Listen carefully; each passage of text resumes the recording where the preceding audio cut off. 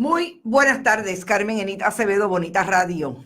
Hoy a las 5 de la tarde tenemos algunas informaciones, pero sobre todo tenemos análisis de lo que está pasando durante el día de hoy. Esta mañana tuvimos nuestro primer live de las 7 de la mañana.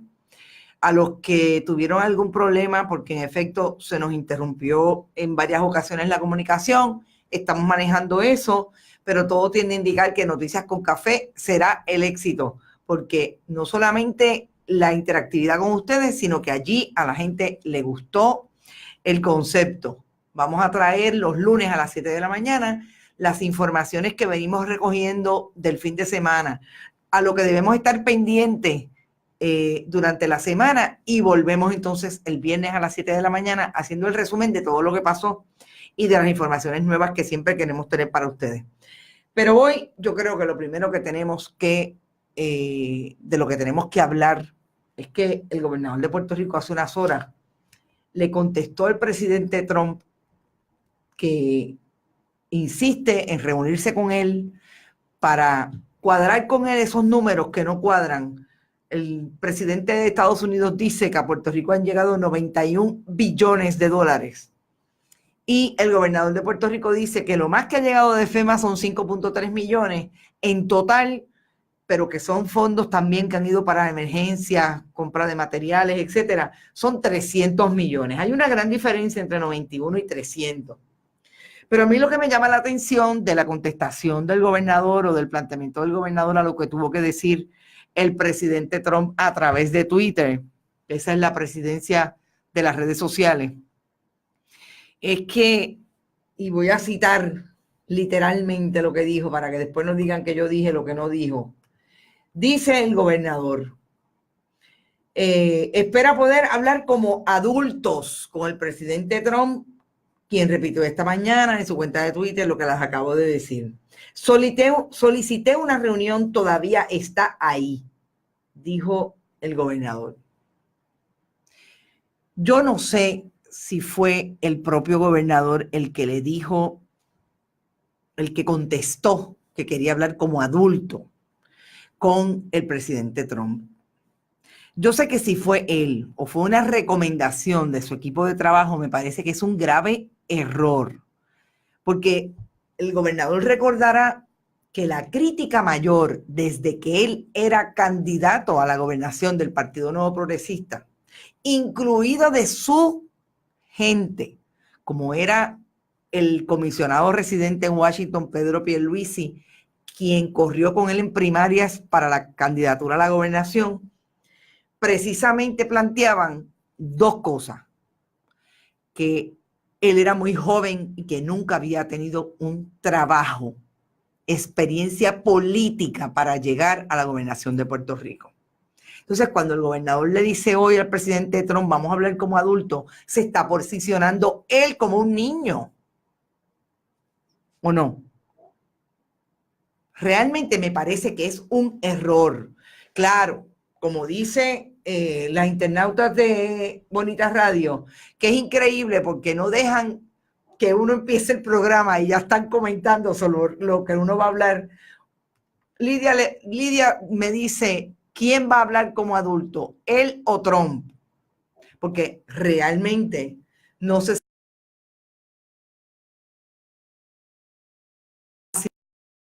sabe o contestar desde el punto de vista de una persona que se le cuestiona por lo menos su madurez política y emocional.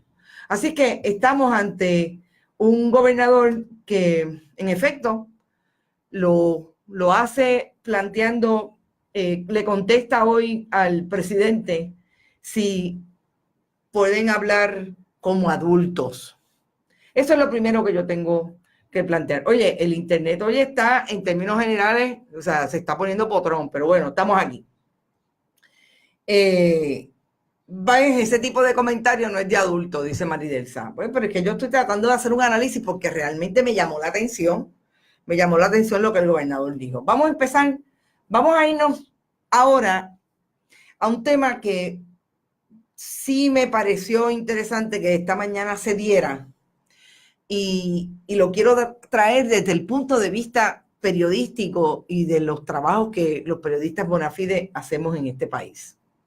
Esta mañana surgió una información, 7:45 de la mañana, cerca de las 8, que alegaba que habían nombrado a una persona de nombre Dan Santiago a ser el director regional de FEMA. Cuando hablan de las regiones, pues hablan las agencias federales, tienen diferentes regiones. En el caso de Puerto Rico, se posicionan en el área este del país, de Estados Unidos.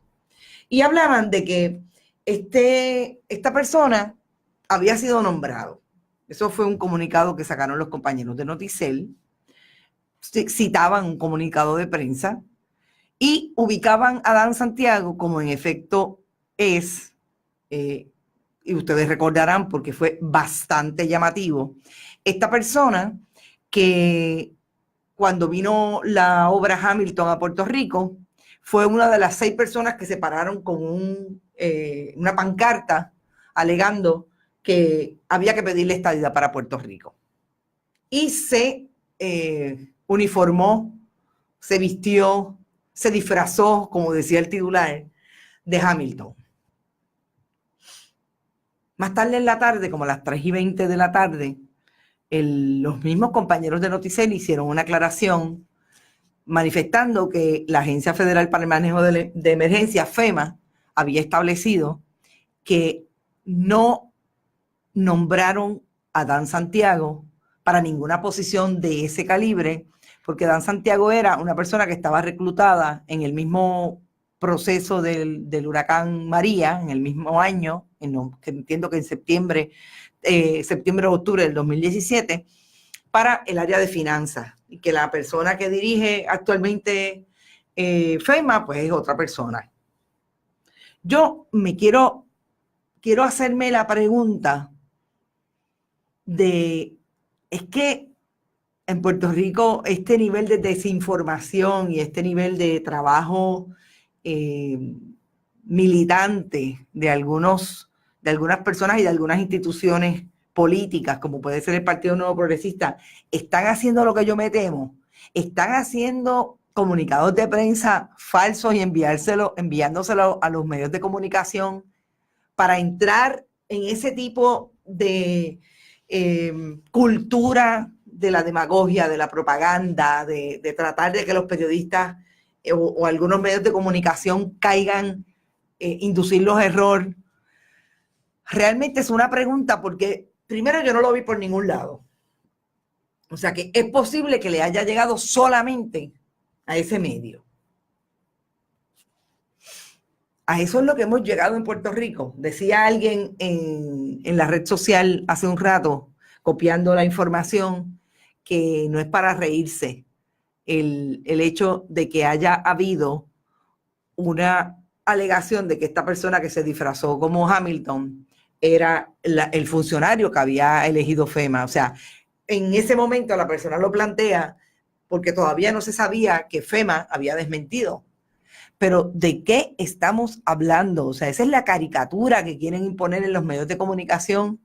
Obviamente, personas que deben haber estado allegadas a esta persona, o sea, o le tienen una roncha. Realmente, mire, yo todavía estoy en shock, atónita con relación a ese asunto. Así que me parece que valía la pena que lo comentáramos. FEMA lo desmintió a las 3:20 de la tarde.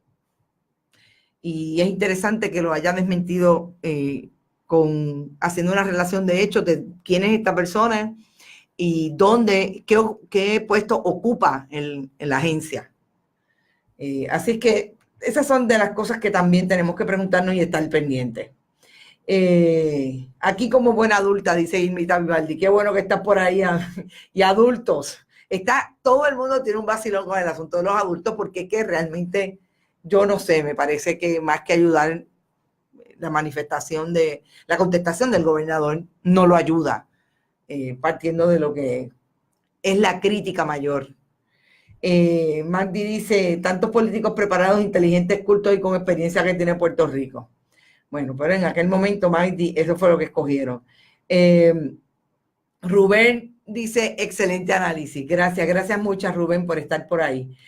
Bueno, y el tema que yo sí quiero traer nuevo, lo voy a vincular con una historia que también hacen los compañeros de Noticel con relación a las demandas o una demanda que hay de una corporación de nombre ComputerLink y su presidente Willy Morales radicaron una demanda contra Computer Service, WF Computer Service y su presidente Wilfredo Figueroa Colón por las denuncias que ha hecho en los medios sobre alegada corrupción y favoritismo en las subastas realizadas por el Departamento de Educación para la adquisición de equipo. ¿Por qué me parece que es importante hablar sobre eso? Primero, que las demandas, una de los efectos que tienen las demandas es traer descubrimiento de pruebas. Si usted todavía no ha visto acusaciones criminales con relación a tantas imputaciones o por lo menos filtraciones que ha habido de informaciones relacionadas con la corrupción que vinculan o por lo menos han sido señaladas Julia Kelleher. Han sido señalados contratistas que han llegado a la oficina de ética. Por otro lado, los fantasmas del Capitolio. O sea, todas esas investigaciones que tenemos por ahí que al día de hoy no vemos ninguna acusación criminal. Este tipo de demanda puede traer ese descubrimiento que cuando usted suma y resta se da cuenta de dónde podría estar lo que algunos han señalado que está viendo un gran jurado, en el caso de propiamente del Departamento de Educación, lo que supuestamente está investigando el FBI con relación a los fantasmas del Capitolio. Y eso es importantísimo porque esa documentación es pública. ¿Qué es lo que va a traer ComputerLink versus Wilfredo? Porque obviamente el WF, ese contratista de nombre Wilfredo, aparentemente hace una información pública y a través de ahí es que dice ComputerLink me está difamando porque esas subastas favorecieron a ComputerLink. Es importante en el momento en que estamos ese tipo de demanda. Allí se puede ir al tribunal a pedir información de lo que está radicado, de lo que es público, que está radicado en ese tipo de pleito. Y tengo entendido que hay una decisión, o por lo menos ha habido una orden de un tribunal apelativo con relación a este caso. Todas esas cosas son públicas. Hay que ver lo que hay ahí. Pero eso, ¿por qué lo traigo? Porque sí, la información que tengo y que quiero compartir con ustedes hoy es que todo esto que se está dando alrededor de los contratos de las agencias, que lo voy a vincular a dos temas. Al tema de la demanda, ComputerLink versus WF, y al tema del gobernador, y vamos a hablar como adulto porque no me ha llegado ese dinero. Vamos a empezar por no me ha llegado ese dinero. Precisamente de lo que se habla a nivel de las agencias de gobierno. Cuando llegó esta administración, es como yo les he dicho antes, y debe haber pasado en otras administraciones, o por lo menos yo sé que pasó en la administración de Pedro Rosselló Padre, de la manera en que se dieron los acercamientos para los contratistas poder tener contratos del gobierno. No olvidemos que ahí está el caso de Víctor Fajardo, que quizás es el caso que más claro establece, además del CRIM, de qué manera se daban esas relaciones contratistas-gobiernos o los enlaces del gobierno con esos contratistas que finalmente son enlaces con el partido y los contratistas. Eso está establecido públicamente a base de esos dos casos de los que a mí me consta propio y personal conocimiento porque los cubrí, porque en el caso de Víctor Fajardo lo traje como una exclusiva que tuve cuando trabajaba en el periódico El Vocero, de el descubrimiento de prueba del caso criminal contra Víctor Fajardo y otras 11 personas. ¿Y por qué es importante ahora el asunto de las demandas y del dinero que no ha llegado? Porque lo que me dicen es que hay una seria pelea, quítate tú para ponerme yo, de los pocos, porque ya no son muchos, porque no hay mucho dinero, de los pocos cabilderos del Partido Nuevo Progresista que llegaron a tener y que hoy día se sientan a negociar con contratistas para que esos contratistas accedan a contratos del gobierno. Y yo les voy a dar un ejemplo del pasado versus ahora. Cuando la administración de Pedro Rosselló estaba en todo su apogeo, 92, 96, 96, 2000, se hablaba de 6, 7, 8 personas que estaban haciendo esos movimientos con relación a organizar cierto número de clientes. Ellos eran los cabilderos para cierto número de agencias. En el Puerto Rico en que estamos hoy, eso es mucho más difícil porque no fluye el dinero de esa manera, por lo menos el dinero del gobierno. Pero a partir del desastre de María, esos cabilderos que son muy pocos hoy, piensan, porque obviamente es la representación que hace el gobierno de Estados Unidos a base de las relaciones, etcétera, etcétera, que va a llegar ese montón de dinero. Y lo que me dicen es que hoy la lucha entre esos cabilderos se centra entre una persona que aparentemente es la más acceso que tiene a todos los jefes de agencia y por ende, además de los jefes de agencia, el acceso a las carteras de las diferentes agencias. Y yo lo he dicho antes y he tratado en múltiples ocasiones de que me conteste una llamada y he dicho que quizás la persona de más influencia en este momento, en ese nivel, es Elías Sánchez Sifonte. Pues yo tengo información que en efecto la lucha es campal. Y cuando esa lucha es así de campal, pasan cosas como esta. Pasan cosas como que empiezan a demandarse unos y otros. Y ahí es que usted puede ver a un contratista que no le dieron X o Y en tal sitio y plantea, no, porque mi cabildero es fulano, el cabildero de aquel otro es sutano o sutana. Y eso yo creo que es súper importante que lo veamos hoy, que le sigamos la pista. Yo acabo de bajar de el Senado de Puerto Rico y de la oficina de la Cámara de Representantes de sus diferentes páginas web, lo que ambos cuerpos establecen como los que son sus cabilderos.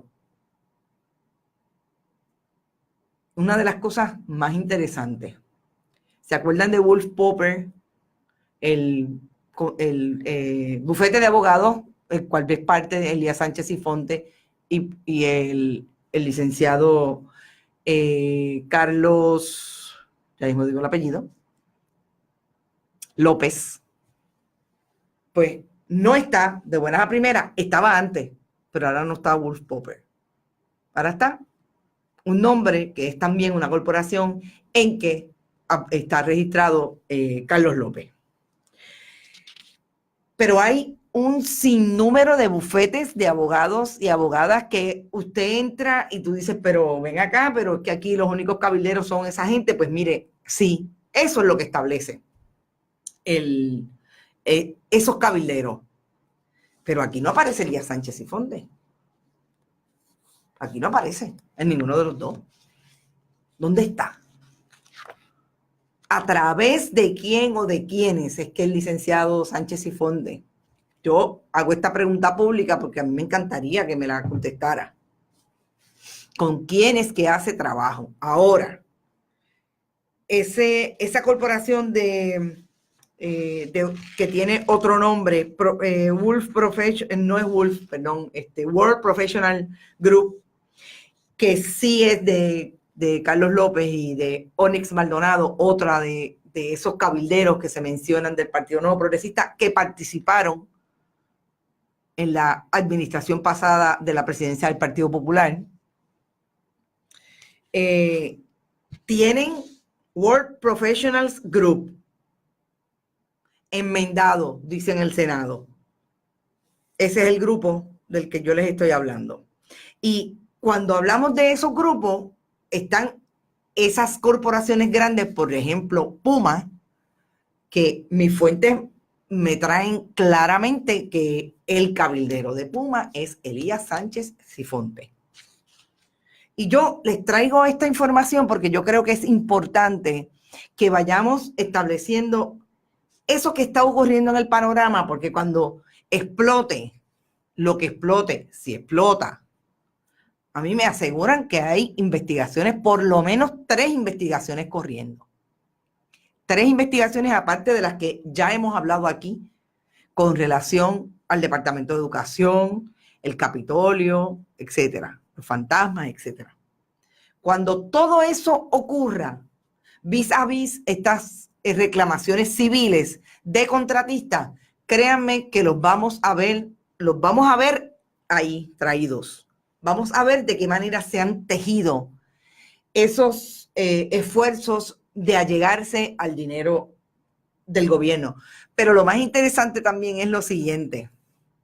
Otra fuente me dice que la pelea con Trump es tal que ese dinero no va a llegar antes del 2020.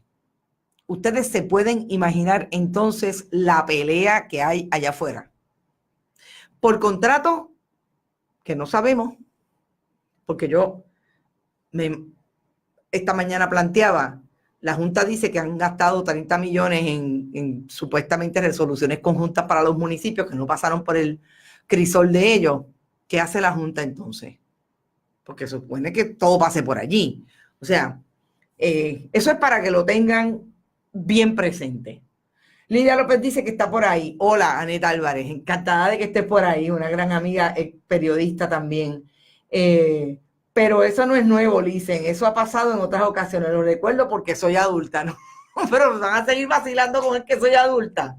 Realmente es como para reírse.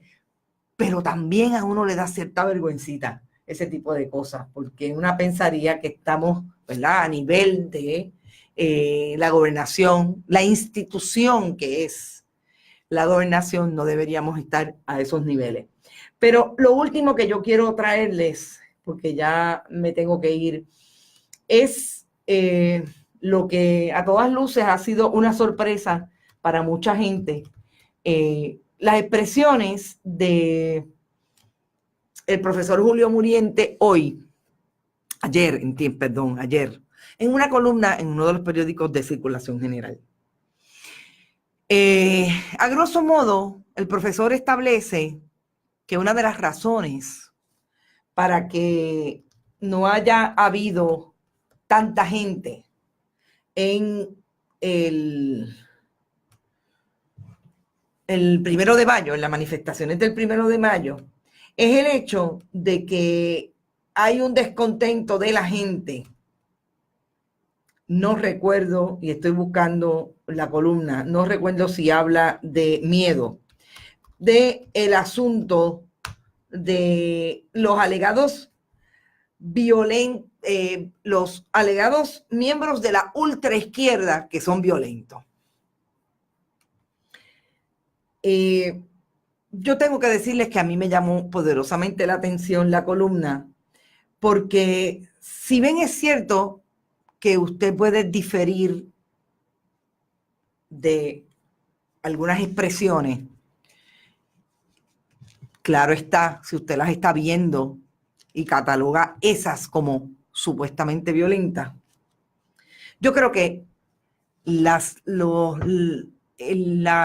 expresión de una persona en medio de una marcha como es el 1 de mayo, que él hace el recuento que venimos por lo menos en los últimos 3 años, que la gente se mueve a la protesta, particularmente desde que tenemos una Junta de Control Fiscal y está pasando lo que está pasando con relación a los presupuestos, las pensiones, etcétera. Yo creo que es urgente. Yo lo establezco para mí como periodista y creo que todo el que sienta que tiene algo que decir y que va a impactar la opinión pública, como puede ser una columna en un periódico, pues usted debería contextualizar eso. Y yo estoy desde esta mañana leyendo muchas intervenciones de incluso ex estudiantes del profesor Julio Murientes en la Universidad de Puerto Rico, que plantean cómo en aquella ocasión, 1998, si mal no recuerdo, en que Norma Burgos, que era entonces secretaria de Estado de Puerto Rico, bajo la administración de Pedro Rosselló, se dieron unas manifestaciones alrededor de la presencia de Norma Burgos en la universidad y precisamente uno de los profesores que dejó que sus estudiantes salieran o los convidó a que salieran para manifestarse fue Julio Muriente. Y si todo eso se da en un contexto, a mí me hubiera gustado que el profesor Julio Muriente trajera en esa columna precisamente lo que hace solamente una semana dijo la Comisión de Derechos Civiles sobre lo que ha sido carpeteo digital electrónico de la Policía de Puerto Rico con el aval del Departamento de Justicia a partir de la protesta del 1 de mayo del 2017. Que hubiera traído las incongruencias que la misma policía nunca ha podido contestar con relación a la persona que estaba al lado en una fotografía de Nina Droz, cuando supuestamente Nina Droz iba a volar en canto el Banco Popular en Atorrey con unos cerillos y un papel, a volar en canto en la estructura. ¿Por qué? Por lo menos que se cuestione lo que yo me he cuestionado aquí, ¿dónde está ese hombre y por qué nunca fue acusado? Las inferencias que ha traído mucha gente con fotos de los infiltrados encubiertos en las protestas, encapuchados para establecer que son los estudiantes de la Universidad de Puerto Rico. Yo creo que eso es lo menos que se puede hacer. Si usted después finalmente quiere decir que son violentos, usted tiene derecho a decirlo como lo dijo él. Pero yo creo que las personas que han hecho manifestaciones en Facebook, en las redes sociales hoy, con relación a esta columna, y han planteado que es una cantaleta, que es una manera de decirle a otros cuál es lo políticamente correcto para protestar. O sea, realmente yo me tengo que cuestionar si estas personas están hablando desde ese planteamiento, que es lo que llama la atención, que no se haya establecido aquí un contexto de lo que realmente, por lo que realmente ha sido menos gente o más gente en ese tipo de manifestaciones. Yo creo que aquí nadie puede dudar que representantes del gobierno de Puerto Rico, como en aquel momento fue la superintendente Michelle Hernández, y que yo dije aquí que también lo hizo Rosemilia Rodríguez, pero obviamente Rosemilia Rodríguez no está bajo la jurisdicción de la Comisión de Derechos Civiles, ni lo trajeron ante ellos, por lo que ellos no se expresaron con relación a esas manifestaciones. Fueron manifestaciones para persuadir a la gente, para inculcar ese miedo a que tanto nos tienen acostumbrados en este país para que la gente no salga a protestar. Y yo creo, y lo dije hace un rato, el miedo es legítimo. Lo que no debe pasar es que las autoridades precisamente lo utilicen, y sobre todo las autoridades de ley y orden, para que la gente no ejerza su derecho a la libertad de expresión, asociación, intimidad, etc. Y si eso no les resulta, ¿dónde está esa columna? En esa columna. Lo que es un disuasivo y un persuasivo. Usted sabe lo que es encontrarse 35 policías al frente, detrás de qué sé yo cuántas vallas, 12, 14, 16 vallas, y que finalmente en la parte de atrás de la milla de oro, por lo menos, habían 200 efectivos de la policía. me dice a mí, Julio Muriente, que eso no es razón para que la gente se quede en su casa. Ahí lo dejo. Magda Ibeliz dice claramente, lo comenta y lo comparto. El miedo paraliza, en efecto. Hay gente que el miedo los paraliza y el miedo es legítimo. Yo creo que todos hemos sentido miedo. Y esas manifestaciones de fuerza y poder son un disuasivo y son una expresión para que la gente asuma el miedo y se paralice, como bien dice la compañera. Y son las 5:30. Me tengo que ir. Lo más importante es que sigamos batiendo estos temas.